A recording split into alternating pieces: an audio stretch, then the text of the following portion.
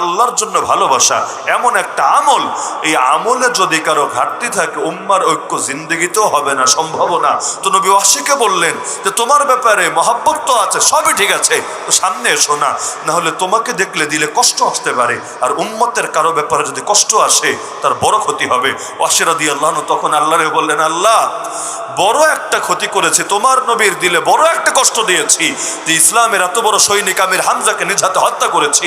আল্লাহ তুমি আমার তৌফিক দিও যে নবীর সবচাইতে বড় দুশমন যে আছে তারেও যেন নিজের হাতে হত্যা করতে পারি, যাতে করে কাটাকাটি হয়, কারণ নবীর কষ্টের কারণ হয়েছি, যে নবীর আনন্দের কারণ হতে পারি। আল্লাহ তার দোয়া এমন ভাবে কবুল করেছিলেন, নবীর জামানায় দুইটা ভণ্ড নবী বের হয়েছিল, ভণ্ড, হক নবী একজন, তো ভণ্ড বের হয়েছে দুইটা। এই দুই ভণ্ডের মধ্যে সবচাইতে ডেঞ্জারাস যে ভণ্ড ছিল, যার নাম হলো মুসাইলিমা কাযযাব, অনেকে মুসাইলামা বলে, শুদ্ধ উচ্চারণ মুসাইলিমা, মুসাইলিমা কাযযাব। ওই মুসাইলিমা কাযযাব ওয়াসি রাদিয়াল্লাহু আনহু নিজে জাহান্নামে পৌঁছিয়েছেন এবং শুকরিয়া আদায় করেছেন, আল্লাহ আজকে আমার দিলটা খুশি হয়েছে যে তোমার নবীর অনেক প্রিয় যে ছিল তারে যেমন মেরেছি ভুলে কাফের জামানায়, আজকে ঈমান গ্রহণ করে তোমার নবী সবচাইতে বড় দুশমনটাকেও জাহান্নামে পৌঁছে দিয়েছি। আল্লাহ এর উসিলায় ওইটারে কাটাকাটি করে দিও, আমার জান্নাতে যাওয়ার তৌফিক দিও। তাহলে আল্লাহর জন্য ভালোবাসা এমন আমল যার ভিত্তিতেই মুসলিম সমাজ নির্মিত হয়। সাল্লাল্লাহু আলাইহি ওয়াসাল্লামকে যারা ভালোবাসতো, কার জন্য ভালোবাসতো? আপনারা যারা ভালোবাসেন কার জন্য ভালোবাসেন? দুনিয়ার কোনো স্বার্থে ভালোবাসা না। হ্যাঁ, একটা কথা বলি, এটাতেও কেউ কষ্ট পেতে পারে, যদিও আমি জানি না এলাকার পরিবেশ জীবনে এসেছে কিনা, তাও আমার ধারণা নাই। অনেক জায়গায় দেখবেন বহুত লোক এমন আছে, নবীর নামে দুরূদও পড়তে রাজি হয় না মাল পানি কিছু না পেলে। কিভাবে? জুম্মার নামাজের পর এলান হবে, ভাই সুন্নতের পরে মিলাদ আছে, বইসেন সবাই। কিন্তু মানুষ একটু এদিক সেদিক তাকাবে, কি রে ঠোঙ্গা ঠোঙ্গা কিচ্ছু দেখা যায় না, জেলাপিও নাই, তবারকও নাই, কলাপাতাও নাই, বিরিয়ানিও নাই, মিষ্টিও নাই, কিচ্ছু নাই, ব্যাপারটা কি? তখন চিন্তা করবেন ইমাম সাহেবের রুমে থাকতে পারে, মুয়াজ্জিন সাহেবের রুমে থাকতে পারে, বইসাই দেখি না, এখানে ছ্যাঁকা খাওয়ার সম্ভাবনা নাই, কিছু না কিছু একটা তো আছে। মনে করেন বসলো, সব ঠিকঠাক মতো হলো, মিলাদ হলো, কিয়ামও হলো, একেবারে দাঁড়ায় দাঁড়ায় ইয়া নবী সালাম আলাইকা সব বলে ফেললো। লাস্টে হুজুর দোয়া করে বললো যাও সবাই বাড়ি চলে যাও, কিচ্ছু দিল না হাতে, বাতাসাটা পর্যন্ত না, কিচ্ছু না, চলে গেল। দেখবেন এলাকায় একটু কানাঘুষা শুরু হয়েছে, কি রে আজকে ব্যাপারটা কি, হুজুরে কি সব খায়া ফেললো নাকি মসজিদে আনলো না, কাহিনীটা কি?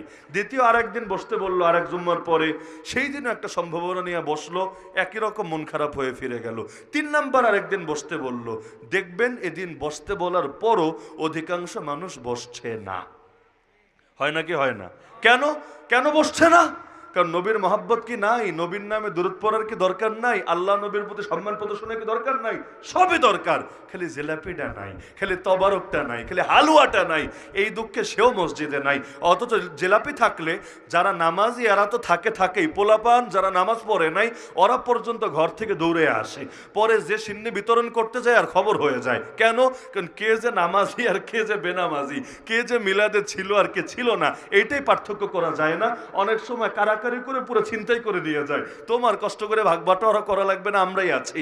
আবার একজনে 2 বার নেয়, 3 বার নেয়, একবার নিয়ে চক্কর মাইরে এসে আরেকবার নেয়, হয় নাকি হয় না? বহুত হয়। তাহলে দেখা যাচ্ছেন শিরোনাম হলো এশকে রাসূল, নবীর মহাব্বত, অথচ বাস্তবে হলো এশকে জেলাপি, জেলাপির মহাব্বত। জেলাপি আছে যেখানে, আমরা আছি সেখানে, জেলাপি নাই আমরাও নাই। এমনকি আমার পকেটে কিছু না দিলে আমি পড়াতেও রাজি না, আপনি পড়বেন তো পরে, পকেটে কিছু না দিলে পড়াতেও রাজি না। তাহলে এই মহাব্বত রেখে আল্লাহর জন্য মহাব্বত বলে না জিনিসপাতির জন্য মহাব্বত বলে?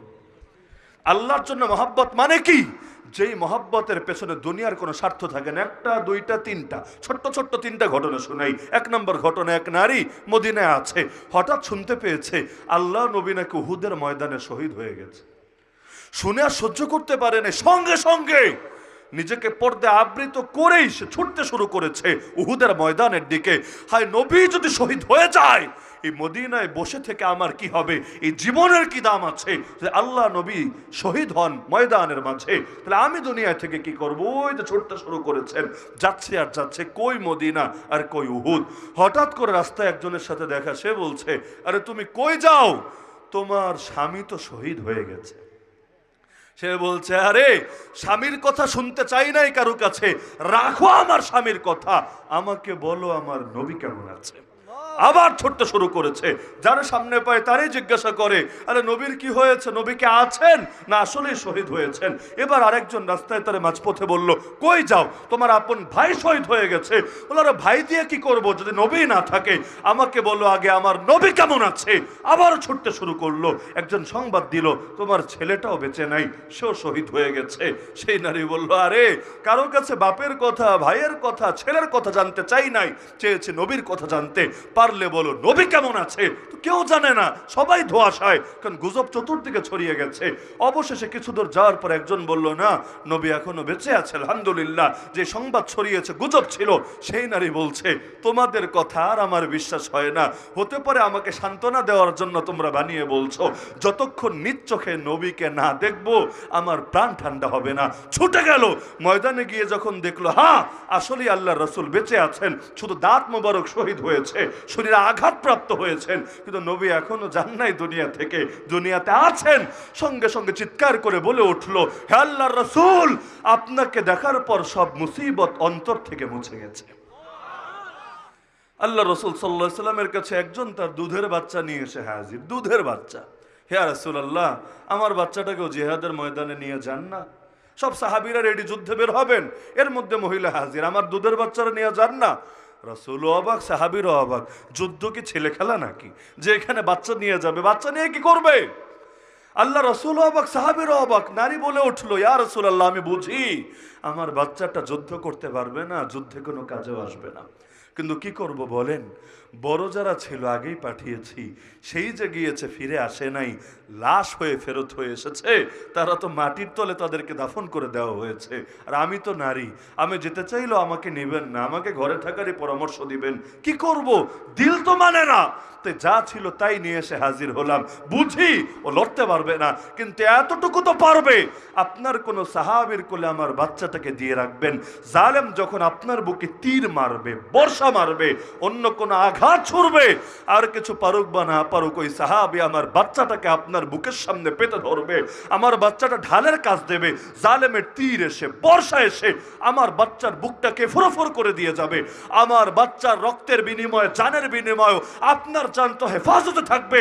কিয়ামতের দিন গর্ব করে বলতে পারবো আল্লাহর কাছে, আল্লাহ আমি শহীদের মা, আমার বাচ্চার জান কোরবান হয়েছে তোমার নবীর হেফাজতের জন্য।